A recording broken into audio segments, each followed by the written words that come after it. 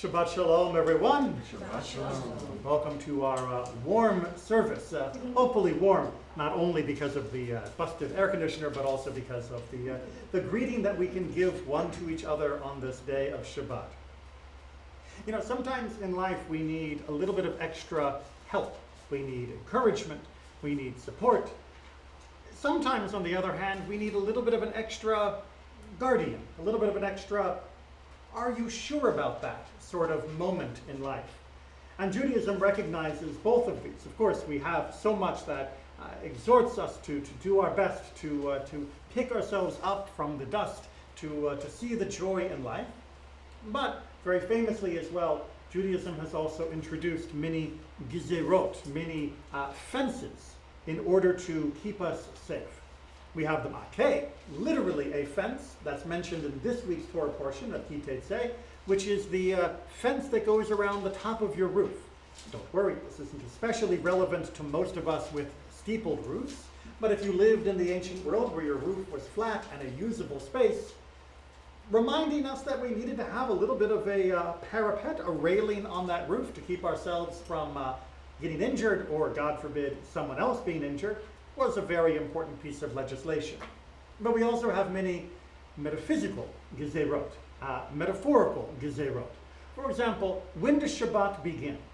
Officially, technically, precisely, when does Shabbat begin? Sundown. No. 3 stars. 3 stars. All right, so this is that wonderful trick question, and I love to be able to catch people out on this, because it shows you how well you have already adopted the gezerah, the fence around Shabbat that our ancestors put in place more than 2,000 years ago. Officially in Judaism, a new day begins when we can identify 3 stars in the sky. Indeed, this is the official end of Shabbat. If you are celebrating Havdalah, which always should, and let me know if you need help learning that ritual, it means that there are 3 stars up in the sky at that point. Complete nightfall, proper nightfall. Not, maybe it's dark, maybe it's not, but actually stars in the sky. Very, very official. Well, the beginning of Shabbat is the same. Technically, Friday, Yom HaShishi, this 6th day of the week, doesn't technically finish until 3 stars are up in the sky. And yet, sundown, candle lighting, these are all long before the 3 stars are up in the sky. Why would our ancestors have extended Shabbat outwards into the day number 6 rather than just leaving it at 3 stars? Any hypotheses, guesses, instinctual understanding of why we might have this buffer?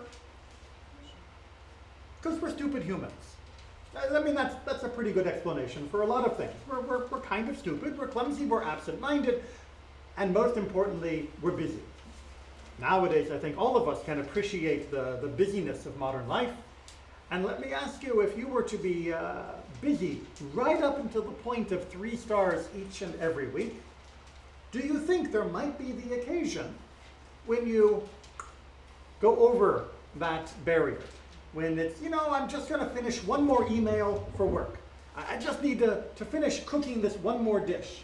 I just need to weed a little bit more in the backyard. And it's getting dark, I better hurry, it's getting dark, I better hurry. Wait, isn't it? It's completely dark. When did that happen? Have I been pulling out weeds on Shabbat? Have I been cooking on Shabbat? Have I been working on Shabbat? We would trip over that barrier again and again and again because we are clumsy humans. It's what we do. We get involved in our behaviors and we don't always notice the world changing around us. And so the sages taught, look, how about if we just pick sundown? And from sundown onward, we're going to treat that as Shabbat.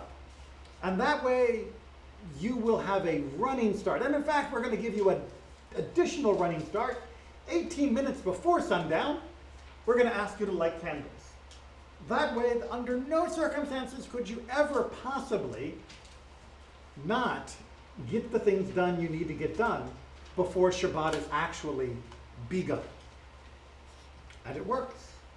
If you allow yourself to be constrained by the candle lighting time and sundown, you're never going to trip over the start of Shabbat. It's never going to catch you by surprise. Because even if you're a little late for candle lighting, the buffer is still there.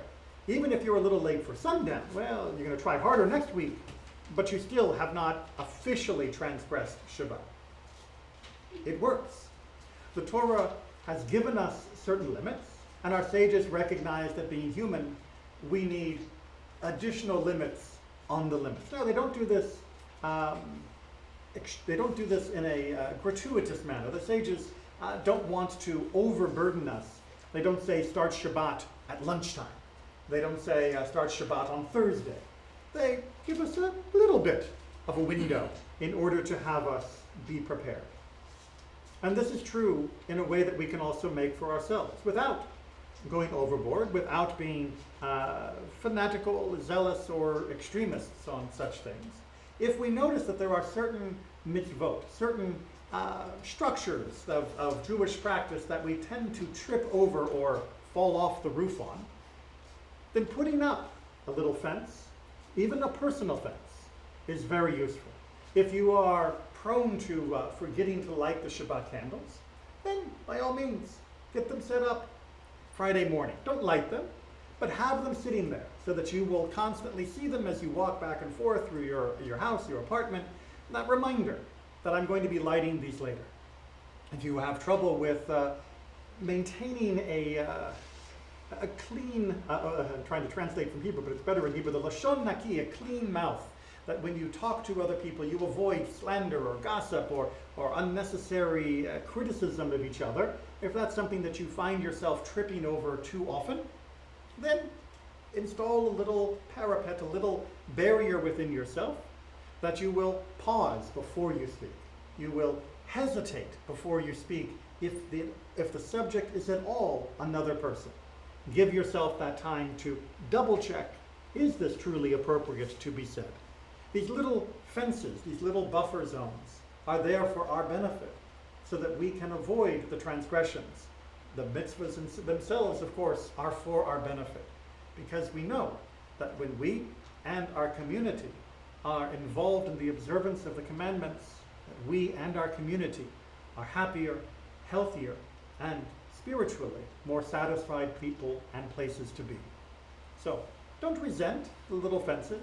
Don't begrudge the small change in time, the small hesitations, the small additions of responsibility. They are there to guide us, to strengthen us, and to enrich our lives. Shabbat Shalom. Shabbat Shalom.